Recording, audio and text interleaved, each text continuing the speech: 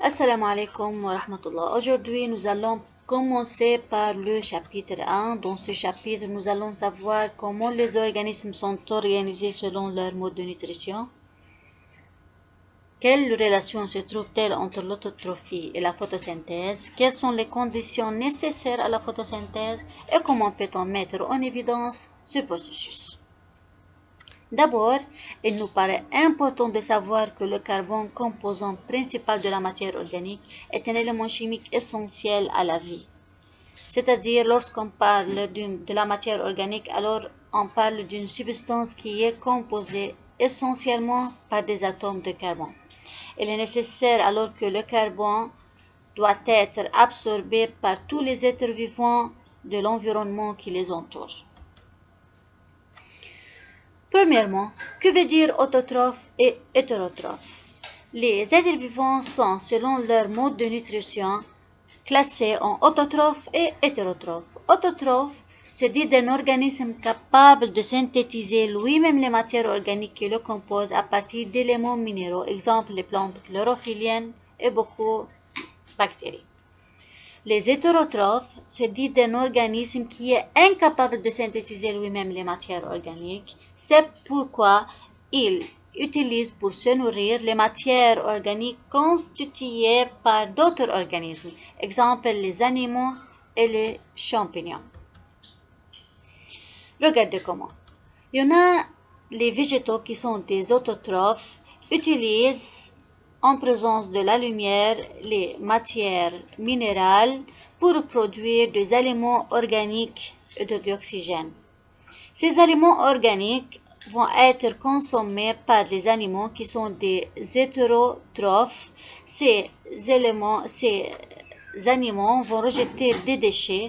Ces déchets, à leur tour, vont être consommés par des décomposeurs pour les transformer en matières minérales. Ces matières minérales vont de nouveau consommées ou utilisées par les végétaux pour produire des nouvelles matières organiques. Et le cycle se poursuit.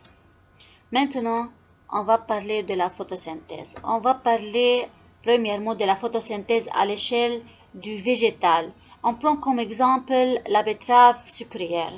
La betterave sucrière utilise la lumière, absorbe le dioxyde de carbone, la matière minérale pour produire de dioxygène et encore de glucides, l'amidon. L'amidon formé va être transporté et stocké dans le tubercule, parce qu'on parle d'un tubercule ici. Deuxièmement, on va parler de la photosynthèse, mais maintenant à l'échelle cellulaire et à l'échelle de l'organisme.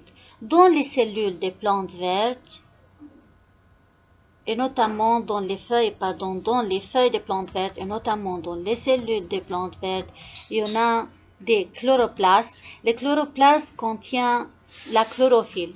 La chlorophylle est le siège de la photosynthèse. Au niveau de la chlorophylle se déroule la photosynthèse. Maintenant, c'est le bilan de la photosynthèse. Au niveau du chloroplaste et sous l'action de l'énergie lumineuse, la plante utilise le carbone du dioxyde de carbone et des molécules d'eau pour nous donner la matière organique. C'est C6H12O6, c'est la composition de glucose et des molécules de dioxygène. Ce bilan est à retenir par cœur. Maintenant, comment peut-on savoir s'il y a de la photosynthèse ou non? S'il y a photosynthèse, alors il y a synthèse de l'amidon. Alors la présence de l'amidon nous montre qu'il y a une photosynthèse. Tout simplement, on réalise une expérience pour savoir ou pour mettre en évidence ce processus. Comment? On détache une feuille panacée pendant 24 heures avec un cache noir. On retire le cache noir, on immerge la feuille dans de l'eau bouillante, puis dans de l'alcool bouillant. On dépose la feuille ébouillantée dans une boîte de pétri où on ajoute de l'eau iodée. L'eau iodée, comme rappel, l'eau iodée est une solution utilisée pour savoir s'il y a de l'amidon, réagit avec l'amidon et nous donne une coloration bleu-violacée. On observe alors une coloration violette, sauf sous les caches, il n'y a pas une coloration violacée. On peut conclure alors qu'il y a production de l'amidon, sauf sous les caches où il n'y a pas de la lumière. Alors, il y a production de l'amidon sous l'effet de la lumière, donc il y a photosynthèse. Comme bilan, la photosynthèse est un processus caractéristique des végétaux chlorophylliens autotrophes, se déroule dans les chlorophylles des cellules végétales, nécessite la présence de dioxyde de carbone et de la lumière pour transformer la matière minérale en matière organique, peut être mis en évidence par le test de l'eau iodée qui réagit avec l'amidon synthétisé. Et grand merci pour vous.